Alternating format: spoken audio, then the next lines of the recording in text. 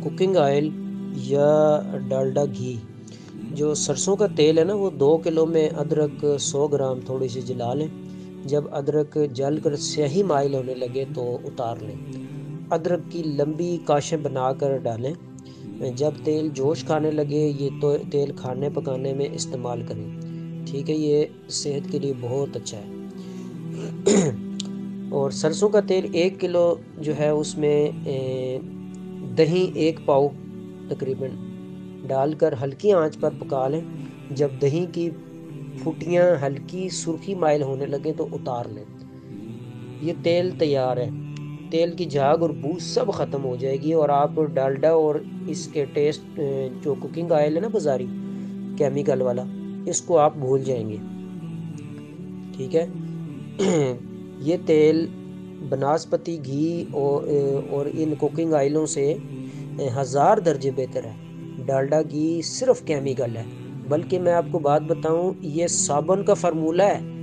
डालडा घी और ये cooking oil जिसको हम बड़े मज़े ले लेकर खाते हैं, बीमारियों की जड़ है ये साबुन का फार्मूला है। सिर्फ चंद केमिकल्स वगैरह का फ़र्क है इसमें और साबुन में। तजर्बा कर लें, आपको यकीन नहीं है तो। अगर ये बात आप कहते हैं कि गलत कह रहा हूँ मैं, तो ये बताएं मुझे कि हर साबुन बनाने वाली फैक्ट्री घी क्यों बनाती है, कुकिंग ऑयल क्यों बनाती है? किसी के पास जवाब नहीं है। और हर घी वाली फैक्ट्री साबुन क्यों बनाती है? मैं जवाब देता हूँ, इसलिए कि मटेरियल मिलता जुलता है साबुन का और घी और कुकिंग ऑयल का, इसलिए बकिया मवाद को वो ज़ाया नहीं होने देते। साबुन का बचा खुचा मवाद जो है ना, वो घी और बनास्पति ये कुकिंग ऑयल बनाकर जो है हमारे आगे भी पेश कर देते हैं, हम जिसको बड़े मज़े से इस्तेमाल करके फिर माशाल्लाह डॉक्टरों की मुँह पर लाखों लगा कर भी नहीं समझ आती बीमारियां लोगों को, डॉक्टरों को। ठीक है ना। ये बना हुआ तेल जो मैंने तरीका बताया है, खाने में इस्तेमाल करने से हज़ारों बीमारियां ख़त्म हो जाती हैं और खाने का टेस्ट और करारापन काफ़ी देर तक कायम रहता है। ठीक है।